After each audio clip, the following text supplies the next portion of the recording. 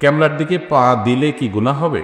আকিকা দিয়ে নাম রাখা হয়েছিল রাইয়ান বিন সরওয়ার, এখন আব্দুল্লাহ বিন সরওয়ার রাখতে চাচ্ছে, এক্ষেত্রে আকিকা দিতে হবে কিনা? জি না, নাম পরিবর্তনের জন্য আকিকা দেওয়ার দরকার নাই। আর রাইয়ান সুন্দর নাম, এটা পরিবর্তন করার তো দরকার নেই, জান্নাতের একটা গেটের নাম, অতএব এটা তো সুন্দর নাম, বিধায় এটাকে পরিবর্তন করার কোনো প্রয়োজন নেই। যদি কোনো বিশেষ কারণে পরিবর্তন করতে হয় তাদের আকিকা দেওয়ার দরকার নেই। ক্যামলার দিকে পা দিলে কি গুনাহ হবে? ক্যাবলার দিকে পা লম্বা করে কেউ ঘুমাইলেন, শুইলেন, বসলেন, এটা গুনাহ হবে কিনা? এই বিষয়ে ওলামায়ে আহনাফের মতে এটা মাকরুহ, অনুচিত।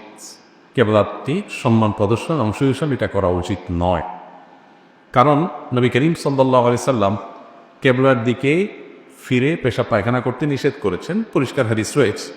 এটা কেন নিষেধ করেছে? নিশ্চয়ই কেবলার প্রতি সম্মান প্রদর্শনের খাতিরে। সো পা লপা করে কেবলার দিকে যদি আমরা বসি, তাহলে কেবলার দিকে বা কাবার প্রতি বাহ্যিক দৃষ্টিকোণ থেকে অসম্মান পায়। আমাদের সমাজে কারোর দিকে পা লম্বা করে বসলে এটা তার প্রতি অসম্মান এবং অবজ্ঞা প্রদর্শন হিসেবে বিবেচনা করা হয়।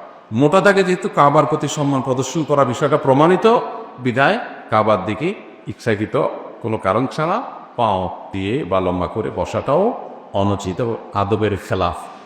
যদি এ ব্যাপারে সৌদি আরব ওলামায়ে-কেরাম তথা অন্যান্য ওলামায়ে-কেরামের মত ভিন্ন, তারা বলেন যে না, কেবলার দিকে পা দিয়ে বসলে কোনো অসুবিধা নেই, কারণ কোনো হাদিসে আসলে এটা নিষেধ নাই।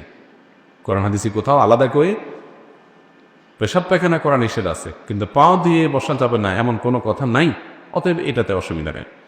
তো দুই পক্ষেরই যুক্তি আছে, প্রমাণ আছে। ইজতিহাদি বিষয়, সতর্কতা এবং অধিকতর নিরাপদ মত হলো যে কেবলার দিকে ইচ্ছাকৃতভাবে পা না দিয়ে বসা কেবলার প্রতি সম্মান প্রদর্শনের চলে। বর্তমান জামানায় ইসলামিক গজলের মধ্যে বিভিন্ন থাম্বনেল ইউজ করা হয়, যা অনেকটা গান বাদ্যযন্ত্রের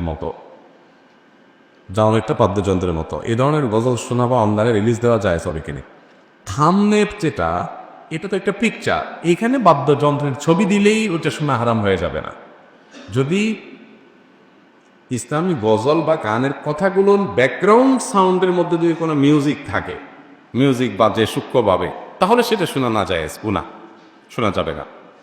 থাম্বনেলের মধ্যে ছবি কি দিচ্ছেন না দিচ্ছেন, থাম্বনেলে একটা তবলার ছবি দিয়ে দিলে, কিন্তু ভিতরে প্লে করার করে ভিডিওটা স্মুথ একদম খালি গলা গাওয়া হয়েছে, সেখানে কোনো মিউজিক্যাল ইনস্ট্রুমেন্ট ব্যবহার করা হয়নি, তো ওটা হারাম হবে কেন?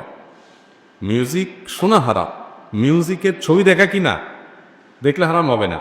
বিদায় আপনার থাম্বনেলের ছবি কি আছে না আছে এর জন্য ভিডিও হারাম হবে না। তবে হ্যাঁ, আজকাল অনেক আপনার গজল, ইসলামী সঙ্গীত বের হয়েছে যেগুলোতে সূক্ষ্মভাবে মিউজিক আছে, আপনি একটু মনোযোগ দিয়ে শুনলে বোঝা যায় যে মিউজিক ব্যবহার করা হয়েছে, সেগুলো শোনা হারাম।